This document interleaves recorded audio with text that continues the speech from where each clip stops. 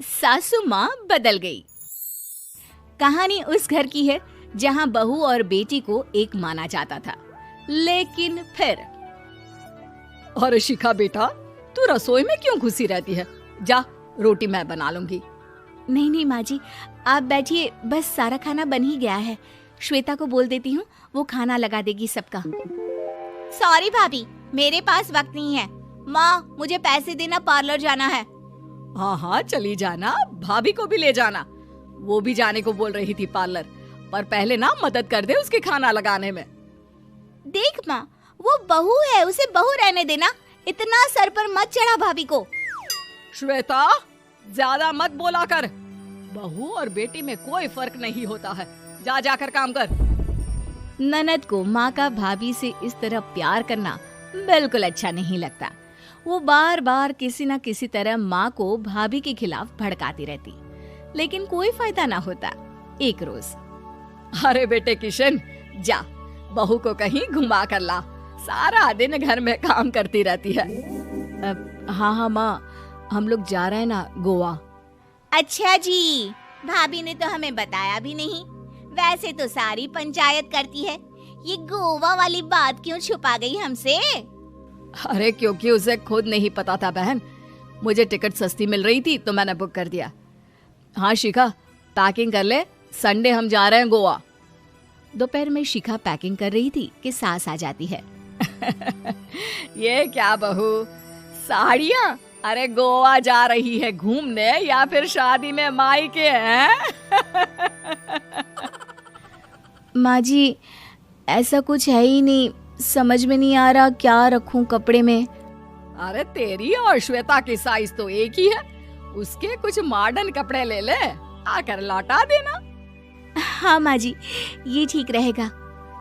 शिखा श्वेता के पास जाती है और उससे कपड़े मांगती है। ना जी ना, मैं अपने कपड़े ना दूं, वैसे भी फैल जाएंगे मेरे कपड़े, बहुत महंगे वाले हैं। शिखा मुंह लटकाकर कमरे में आ जाती है तो सास कहती है, चल तैयार हो जा, तुझे मैं शॉपिंग करा कर लाती हूँ गोवा की। बस फिर क्या था, सास बहू निकल जाते हैं मार्केट और एक से बढ़कर एक ड्रेस खरीद कर घर आते हैं। पहले बता देती कि नए कपड़े दिलाने वाली है भाभी को, तो मैं अपने ही दे देती ना भाभी को, मुझे दिला देती नए कपड़े। देख श्वेता, परिवार का मतलब सबके साथ रहना होता है, ना कि सिर्फ अपना सोचना। वैसे भी तुझे अच्छे संस्कार सीखने चाहिए।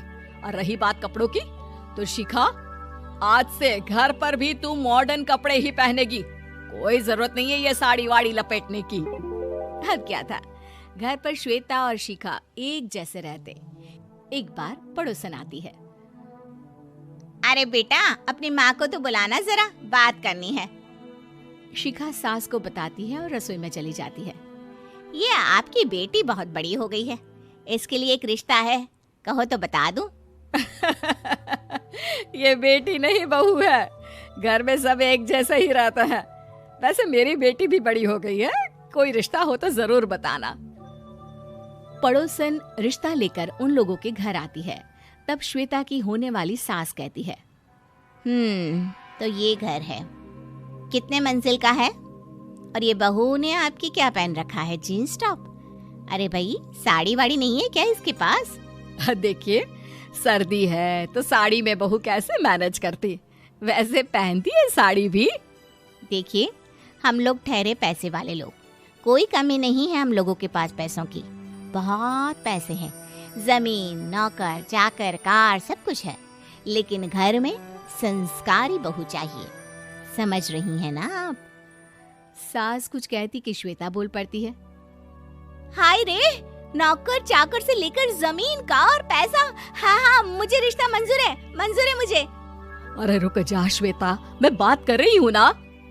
देखिए, हम लोगों के घर इतनी आजादी नहीं मिलेगी। अरे हाँ कर देना माँ, हाँ कर दे जल्दी से। सास क्या करती, बेटी की शादी ऐसे घर में कर देती है जहाँ ना उनके विचार मिलते हैं और ना ही आचार। शादी के बाद एक रोज फोन पर, श्वेता बेटा, एक बार घर आ जा, बहुत दिल करता है तुझे देखने का। माँ, वो घर पर बहुत काम होता है, कैसे आऊँ? बड़ा घर है, लेकिन आने जाने वालों की लाइन ही लगी रहती है। बेटा मैं तो जानती थी उस घर का हाल, लेकिन तू ही नहीं मान रही थी। माँ देख, हर घर का यही हाल है।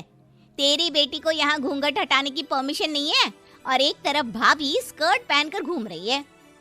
बेटा मुझे क्या पता था कि मेरी बेटी को ससुराल के नाम पर पिंजरा मिल जाएगा। अच्छा माँ, फोन रखती हूँ, सास को गर्मा गर्म रोटी खिलानी है। तुम लोगों की तरह नहीं कि एक रोटी बनाओ, एक सब्जी बनाओ, फिर सारा दिन फ्री होकर घूमो। सास फोन तो रख देती है, लेकिन सोच में पड़ जाती है कि एक तरफ बेटी जिसे कोई आजादी नहीं, वहीं दूसरी तरफ बहू जिसे देखकर लगता ही नहीं कि उसकी शादी भी हुई है। अगले रोज। शिखा, अरे ओ शिखा। हाँ माँ, क्या हुआ? कुछ चाहिए आपको? मैं जिम जा रही थी।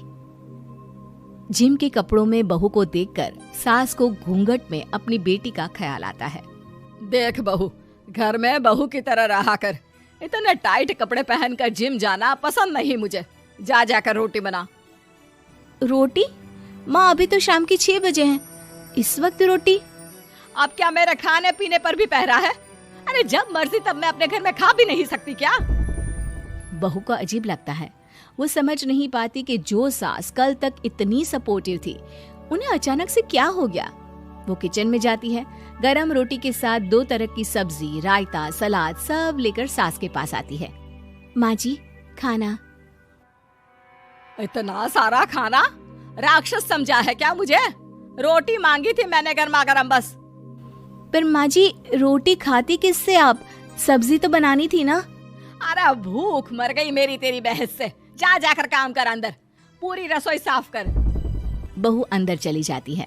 थोड़ी देर में श्वेता घर आती है। अरे शिखा जल्दी से चाय ला, पकवान बना, मेरी बेटी आई है। अरे नहीं नहीं माँ, ड्राइवर बाहर खड़ा है।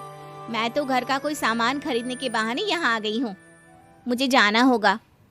अरे बेटा, पर कितने दिनों बाद देख रही हूँ तुझे, रहने आ जाना 2-4 दिन के लिए।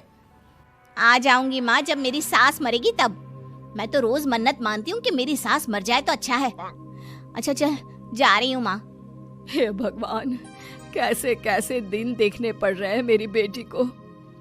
सास अंदर जाती है, जहाँ श्वेता की जिम वाली सहेली का फोन आया होता है।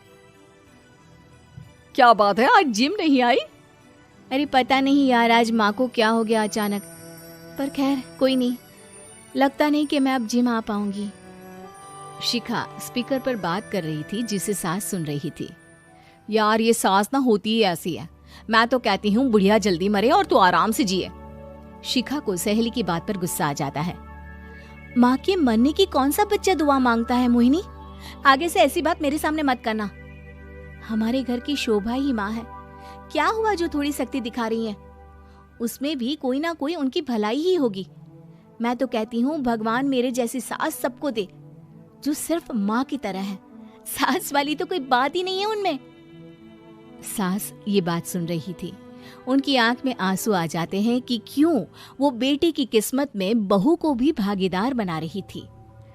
शिखा, अरे ओ शिखा, क्या हो गया? जिम नहीं जाना क्या?